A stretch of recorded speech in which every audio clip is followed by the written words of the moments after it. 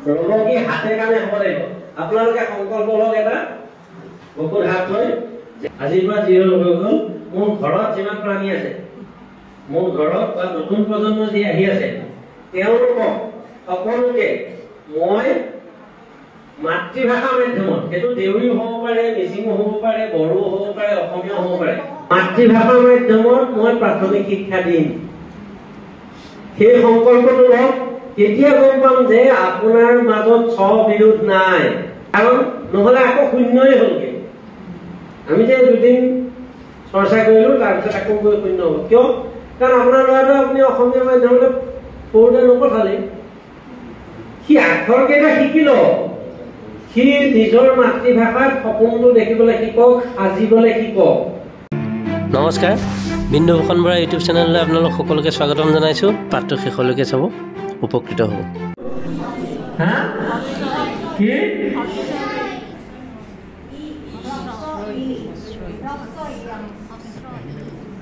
আছে এইটো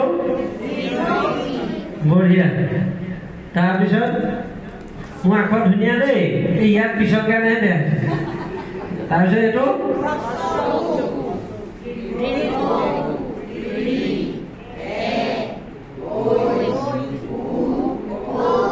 বঢ়িয়া বহুত শুদ্ধ হৈছে গুৰু ব্ৰহ্মা গুৰু বিষ্ণু গুৰুদেৱ মহেশ্বৰ গুৰু সাক্ষাৎ পৰম ব্ৰহ্ম তস্मै শ্ৰী গুৰৱে নমঃ গতিকে এইটো উচ্চাৰণটো কেনেকুৱা এইটো এইটো হা কি বলাব পাৰোঁ মই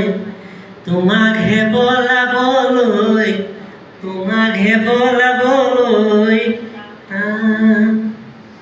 তাৰ মানে যদি আমি দন্ত মূলত লগাই পেলাই আখৰবোৰ কওঁ তেতিয়া দন্তীয় নহয় সেইকাৰণে দন্তীয় ক'বলৈ কৈছে কিন্তু দন্তীয় কোৱাটো ডাঙৰ কথা নহয় দন্তীয় ক'বই লাগিব সেইটো ডাঙৰ কথা নহয় কিন্তু দন্ত মূলত লগাই বা দাঁতত লগাই আমি এই দন্তীয় বৰ্গৰ আখৰকেইটা উচ্চাৰণ কৰিব পাৰিছোনে নাই সেইটোহে গুৰুত্বপূৰ্ণ কথা একেদৰে মুধত লগাই জিভাৰ আগ অংশটো গোল কৰি থোপাই দি পেলাই আমি যদি মুধৰ ফালে খুন্দিয়াও তেতিয়াহ'লে আমি মূৰ্ধন্য আখৰকেইটা পাম গতিকে সেইটোহে গুৰুত্বপূৰ্ণ এই যে টান গ'ল যে টান এই যে নাৰদে যে কয় যে নাৰায়ণ নাৰায়ণ আমি কি এই অস্বৰান্ত শব্দৰ জ্ঞান দিবৰ কাৰণে বহুত ভাবি সেইটো লিখিছে এইটো সাংঘাতিক কবিতা এনেই হোৱা নাই ইয়াত কি হৈছে এটা কি হ'ল এইটো কি হ'ল কৰ এজাগ্নি আশাৰ গীত নকৰিবি যা কৰ এজাগ্নি আশাৰ গীত এইটো হ'লে কিন্তু কি কৈছিলে কৰ এজাগ্নি আশাৰ গীত কৰে যাক সপোন যেন বৰষুণ এই কোৰটো কৈছিলে কোৰ কোন ঠাই গৈ কি হ'লগে কৰ এজাক নিয়াষাৰ গীত কি কৰক কৰ কি অৱস্থা হ'ল যে কিন্তু সেইটো গম পোৱা নাই কিন্তু আমাৰ বেয়া লাগিছে দুখ লাগিছে কিমান কষ্টই কেছেটটো বনাইছে লাখ লাখ টকা খৰচ কৰি DTP অপাৰেটৰে কি অৱস্থা কৰিলে তাকো কাৰ সন্মুখত জুবিন গাৰ্গৰ সন্মুখত ইজ্জত কাৰ গৈছে জুবিন গাৰ্গৰ কিয় হ'ল এই DTP অপাৰেটৰৰ কাৰণে তাৰমানে কি আকৌ DTP অপাৰেটৰ দেখোন আমাৰ আছামিজ বেজৰ পঢ়া কোনোবা গতিকে আমিয়ে পিঠন খাব লাগে গতিকে সেইকাৰণে সাৱধান হ'ব লাগে কিমান ডাঙৰ কথা সৰু কথা কিন্তু ডাঙৰ কথা একেদৰে কম কুম কৰ কোৰ কলা কলা দাপোন ভাঙি গ'লে পেলাই দিবা পিছে মন ভাঙিলে বুলি মোৰে মৰমী পেলাই দিব জানো পাৰিবা ইয়াত যে দাপোন ভাঙি গ'লে পেলাই দিবা কোনে ভাঙি গ'ল দাপোন ভাঙি গ'লে থাপ মাৰি আনিবা পিছে মন ভাঙিলে বুলি ঠেকেচি মাৰিবা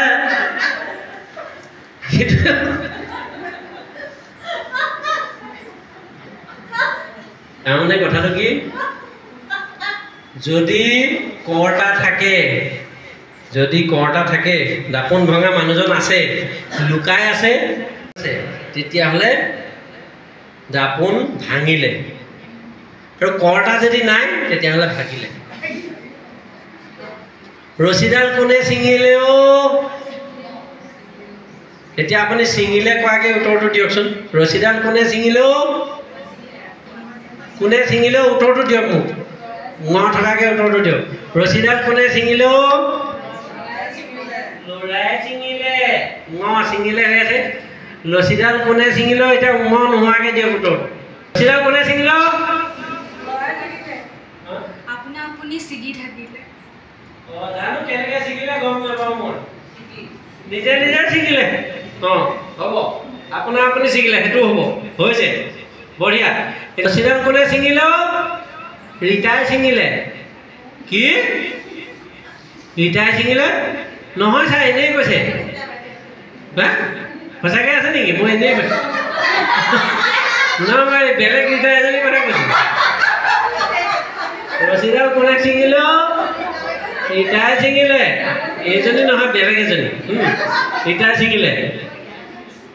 এতিয়া ৰীতা নোহোৱাকৈ কওঁ ৰছীডাল কোনে ছিঙিলে নাজানো ছাৰ কোনে ছিঙিলে তেতিয়াও কিন্তু কোনোবা এজনী আছে কৰ্তা আছে চিৰদিন অসমীয়া দেহে প্ৰাণে জীয়াই থাকোঁতে মই অসমৰে অসমীয়া মৰিলেও বৰি ল'ম অসমৰ অসমীয়া মৰিলেও বৰি ল'ম অসমৰ অসমীয়া জীৱনে মৰণে মই চিৰদিন অসমীয়া দেহে প্ৰাণে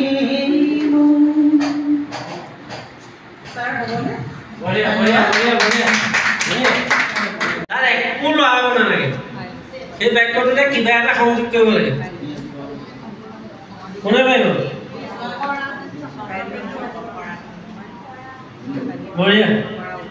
এই বাইদেউ কাৰণে এটা হাত চাপৰি দিয়ক বাইদেউ পাই গৈছে প্ৰথম দেখুৱাগৰাকীয়ে পাব নেক্সট আৰু আহি আছে আৰু ৰেডি ইয়াত হেল্ল' বিধিটো কি তাৰমানে মই কালি কৰা কামটো আজি তুমি কৰা ইয়াত কিয় দিছোঁ মই বুজাই লোৱাৰ পাছত গমেই পাব যে সেইটো কাৰণে আগতীয়াকৈ দিলোঁ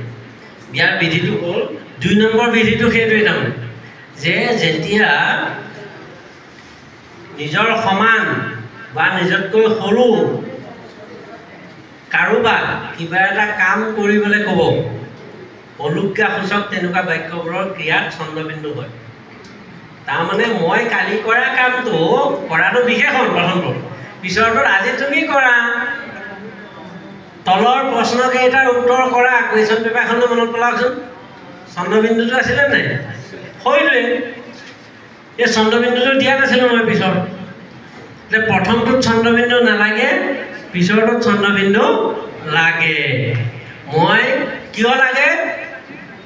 এইটো কাৰণে লাগে দুইটাৰে অৰ্থ বেলেগ প্ৰথমটোৰ অৰ্থ হ'ল মই কালি কৰা কেতিয়া কৰা কালি কৰা এইটোৱে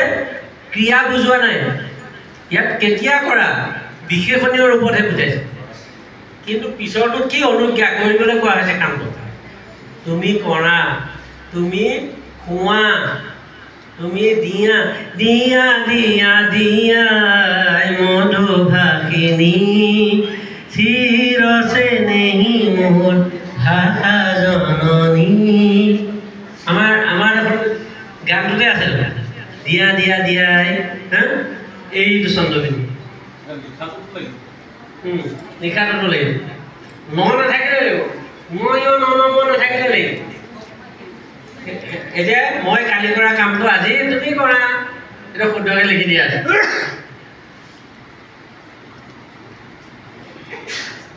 আধা আৰু ফুলো ফুলো কৰি প্ৰকৃতিক ধৰিছে সাৱটি ফুলো এই যে গড়ো যে কৈছিলোঁ যে প্ৰথম যিটো বিধি কৈছিলোঁ এই ফুলো ফুলো সেইটো উদাহৰণৰ কাৰণে সেইটো দিছোঁ হেমচন্দ্ৰ গোস্বামীৰ পোৱা কবিতা মই এইখন মোৰ গাঁও মই গান গাওঁ লিখকচোন এইখন মোৰ গাঁও মই গান গাওঁ এইখন মোৰ গাঁও মই গান গাওঁ নাই হয় এইখন মোৰ গাঁও সেইটোৱে হৈ আছে এতিয়া ক'ত দিম ইয়াত দিম নে ইয়াত দিম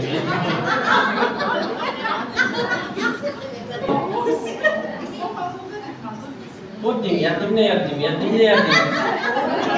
আপোনালোকে মই গেৰাণ্টি দিছোঁ মই কৌশল গোটেইকেইটা শিকাই দিম ডাঙৰ সাহিত্যিককো শুদ্ধ কৰি দিব পাৰিব চবতে শুদ্ধ কৰিব পাৰিব একো বিশেষ কথা জানিব নালাগে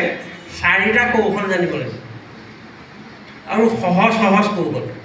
খালি কৌশলকেইটা একদম মই যিধৰণে কৈ যাওঁ তেনেকৈ মনত ৰাখিব লাগে হেল্ল' 1 নম্বৰ বিধিটো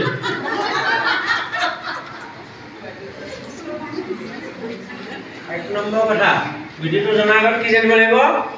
ছন্দবিন্দু সদায় বৰ্ণৰ লগত যুক্ত হয় স্বৰচিহ্নৰ লগত নহয়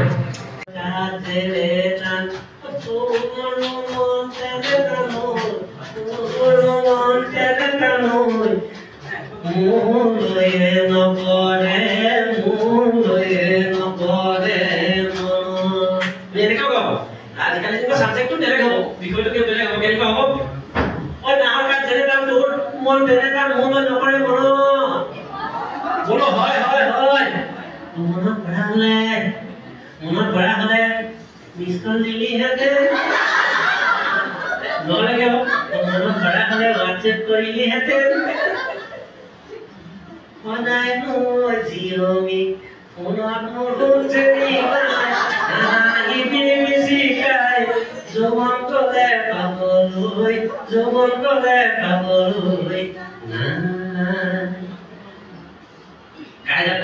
মই প্ৰথম দিনা উপস্থিত থাকিব নোৱাৰিলোঁ মই সেয়া দুখ প্ৰকাশ কৰিছোঁ আচলতে মই বহুত নিজে লষ্ট কৰিলোঁ আজি অনুভৱ কৰিছোঁ এতিয়া আমি যিখিনি বিষয় আজি শিকিলোঁ সেই শিকাখিনি আমি কিছুমান ক্ষেত্ৰত নিজৰ মনত ভাবি লেখি যেতিয়া চাওঁ আন্দাজ কৰি অঁতৰাই থাকোঁ কোনোবাই যদি সোধে উত্তৰটো দিব নোৱাৰিম কিন্তু আজি সেই উত্তৰখিনি আমাৰ মনত আহিল ব্যাকৰণ এতিয়া সূৰ্য যিটো য়কাৰ আৰু য়কাৰ এই কথাখিনি আকৌ কথাখিনি আমি এটা আঁতৰাব পাৰোঁ নেকি যদি কিছু কিয় আঁতৰাইছোঁ সেই উত্তৰখিনি আমি পালোঁ আৰু আপুনি এতিয়া আমাৰ আজি সময় ব্যক্তিয়ে শেষত যিটো মেছেজ দিলে আমালৈ সেইটো সম্পূৰ্ণ সহজ আছে আৰু আমাৰ পৰিৱেশটো তেনেধৰণে হ'লে আমি সকলো উপকৃত হ'ম ভুল আৰু নহ'ব চাগে আৰু এই কথাই মানে আপোনাৰ কথাবিলাকে মানে সঁচাকৈ আপ্লুত কৰিলে যি কৌশল আমাক অৱগত কৰালে সেই কৌশল আৰু আমাৰ লেখিকা সমাৰোহ লেখিকাৰ সংস্থা সকলো আজি উপকৃত হৈছে ধন্যবাদ কালি যি স্বৰ আখৰৰ যি দিলে উচ্চাৰণ ব্যঞ্জন আখৰৰ যি উচ্চাৰণ দিলে বহুত ভুল আছিলে বহুত বুলিয়ে কৈছোঁ আচলতে শুদ্ধ কৰিবলৈ চেষ্টা কৰিছিলোঁ কিন্তু এতিয়া ভাবিছোঁ যিখিনি কালি বা আজিৰ দিনটোত শিকিলোঁ বা মনত মোৰ ৰৈ গৈছে সেইখিনি মই ছাত্ৰ ছাত্ৰীসকলক শিকাম তাতোতকৈ ভাল লাগিলে ছাৰৰ যি শিক্ষণ প্ৰণালী প্ৰাঞ্জলে ক'বৰ দৰে খুব আকৰ্ষণীয় শেষ বেঞ্চত বহিও কালি খুব সুন্দৰকৈ মানে ভাল পালোঁ আচলতে শিকি সকলোৰে সশ্ৰদ্ধ প্ৰণাম জনাইছোঁ এই কৰ্মশালাৰ পৰা আমি অধিক আগ্ৰহেৰে ৰৈ আছিলোঁ এই কৰ্মশালা ভাগি লৈ যথেষ্ট উপকৃত হৈছোঁ ছাৰ বিশেষকৈ আমি নিজৰ মাজতে আমি বিধান কৰোঁ কেতিয়াবা খোকোজা লাগে দন্ত্যনৰ ক'ত বহিব মধুনীয়ানৰ ক'ত বহিব দন্ত্যনৰ মধুনীয়ানৰ ক্ষেত্ৰত আমাৰ যদিও আমি পঢ়ি আছোঁ বা চাই আছোঁ যথেষ্টখিনি পৰে প্ৰথম চকত বহিব দ্বিতীয় চকত বহিব এনেকুৱা ধৰণৰ কথাখিনি তালব্যাস মণিয়াসৰ দন্ত্যাসৰ এনেকুৱা ধৰণৰ কথাখিনি গোটেইখিনি ভাগি ভাঙি নিচিনা ভুলবোৰ আমাৰ আদৰিল ছাৰ আমি বহুতখিনি উপকৃত হৈছোঁ ছাৰ ভাগি যেতিয়া আমি উপস্থিত হ'লোহি কালি দেৰিকৈ আহিছিলোঁ যদিও ইমান উপকৃত হ'লেও মানে সঁচাকৈ মানে অভিভূত বুলিয়ে কৈছো মানে ইমানেই ভাল লাগিলে আজি ইমান বছৰ ধৰি ভুল কৰি অহা যেটো শব্দ সেই শব্দটোৱে মানে বিৰাট বেলেগ ধৰণৰ অনুভৱ কৰিলো সঁচাকৈয়ে ছাৰক অশেষ ধন্যবাদ জনাইছো কৃতজ্ঞতা জনাইছো আমাক আজি ইমান দুটা দিনে আমাক যি সময় দিলে আমি যি ধৰণে উপকৃত হলো সঁচাকৈয়ে অতিশয় সুখী হলো আৰু আপোনাৰ সুস্বাস্থ্য কামনা কৰিছো ভাষা আৰু বানান কৰ্মশালা আয়োজন কৰিলে প্ৰথমতে সাহিত্য সভাৰ আয়োজন কমিটিক আমি কৃতজ্ঞতা জনাইছো এনে সুবিধা আমাক প্ৰদান কৰাৰ বাবে আৰু আমি যথেষ্ট শিকিলো আচলতে আমি দুদিনীয়া এই কৰ্মশালা ভাল লাগিলে আমি বহুতো নজনা কথা শিকিলো প্ৰথমে মই ডিব্ৰুগড় জিলা সাহিত্য সভা আৰু দুলীয়াজান সাহিত্য সভাত কৃতজ্ঞতা জ্ঞাপন কৰিছো ছাৰৰ দৰে এজন সমল ব্যক্তিক আমাৰ মাজলৈ আনি আজি দুটা দিনত যিখিনি আমাক শিকিবলৈ সুযোগ দিলে সঁচাকৈয়ে আমি ধন্যবাদ জনাবলগীয়া কথা প্ৰথমে মই কওঁ কালি দিনটোত মই অলপ দেৰিকৈ আহি পাইছোঁ গালিয়ে পাৰিছে ইমান দেৰিকৈ আহিছা মানে আৰম্ভ হ'লেই তাৰপিছত যেতিয়া মই মানে শেষ কৰিছোঁ লগে লগে ভাবিছোঁ দুবাৰ মানে কৈছে নাই আমি 9টা বজাত আহিব নোৱাৰিম মই তেতিয়াই ভাবিছোঁ মই 9টা বজাতকৈ আগতে আহিম হয় মই 9টা বজাৰ আগত 9-15 মিনিটমান থকাত ইয়াত উপস্থিত হৈছোহিয়ে ইমান আগ্ৰহ বাঢ়িছে আৰু মোৰ অকণমানিজনীক লৈও আহিছোঁ আশাটোক আমি সঁচাকৈ খিচিৰি কৰি পেলাইছোঁ আমি অভিভাৱকসকলে পোনপ্ৰথমে আমি মাতৃভাষাটো ল'ৰা ছোৱালীক শিকাব লাগে আমাৰ ইংলিছৰ প্ৰতিহে বেছি আকৰ্ষণ সেইটো আমাৰ এটা ডাঙৰ ভুল হৈছে তাতে আকৌ টিভিত কাৰ্টুনৰ লগত বাজিয়ে থাকে এটা ভাষা নহয় 3টাতকৈ ভাষা সিহঁতৰ মগজুত ভৰাই গোটেই ভাষাটোক খিচিৰি কৰি পেলাইছোঁ আমি আৰু এটা কথা কওঁ বহুতখিনি বুজা আমাৰ দূৰ হ'ল আৰু সুস্বাস্থ্য কামনা কৰি ভৱিষ্যত আকৌ লগ পাম বুলি আশা কৰি মই মোৰ সমবক্তব্য সামৰিছোঁ আৰু লগতে আমাৰ অনুষ্ঠানৰ সমল ব্যক্তি ডক্টৰ বিন্দুভূষণ বৰা ডাঙৰীয়া বিশেষভাৱে কৃতজ্ঞতা জনাইছো আমাৰ মাজত উপস্থিত হৈ বিশেষকৈ আমাৰ ছাত্ৰ ছাত্ৰীসকলক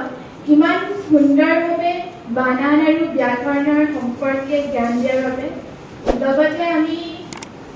10ম আৰু 11ম শ্ৰেণীত পঢ়িবলৈ পাইছিলোঁ নৃত্যবিধি সত্ৰবিধিৰ ব্যৱহাৰ চন্দ্ৰবিন্দুৰ ব্যৱহাৰ তথাপিও ক'ৰবাত মনত কিছু খুৰধনি ৰৈ গৈছিলে সেইসমূহ আঁতৰাই দিয়াৰ বাবে ধন্যবাদ জনাইছোঁ আচলতে ছাৰৰ যিটো শিকোৱাৰ কৌশল এই কৌশলটোৱে আমাক বিশেষভাৱে আকৰ্ষণ কৰিলে আৰু সংবাদ মাধ্যমৰ লগত জড়িত ব্যক্তি হিচাপে আচলতে আমাৰ প্ৰতিদিনে ভাষা বাক্য শব্দ এইবিলাকৰ লগতে আমাৰ খেলখন হৈ থাকে সদায় হৈ থাকে সংবাদ মাধ্যমৰ ভুলবিলাক দেখুৱাই দিছে যেন কেইবা শতাধিক এনেকুৱা শব্দ কেতিয়াবা পূৰ্বতে আমিও প্ৰয়োগ কৰিছিলোঁ কেইবা শতাধিক আচলতে আজিকালি নকৰোঁ এইভাৱে কিন্তু এই এনেকুৱা ধৰণৰ যিবিলাক সৰু সৰু ভুল আমাৰ মনত যিবিলাক খোকোজা আছিল এতিয়া অন্তত চন্দ্ৰবিন্দুৰ উপযুক্ত ব্যৱহাৰ হ'ব বুলি আমি ভাবিছোঁ আৰু যদি পাঠটো ভাল লাগিল তেতিয়াহ'লে লাইক কমেণ্ট শ্বেয়াৰ কৰিবা যদি নতুনকৈ মোৰ ভিডিঅ' চাই আছা তেতিয়াহ'লে এনেধৰণৰ ভিডিঅ'সমূহ পাই থাকিবৰ কাৰণে ছাবস্ক্ৰাইব কৰিবা আজিলৈ সামৰিছোঁ চিৰ চেনেহী মোৰ ভাষা জননী ধন্যবাদ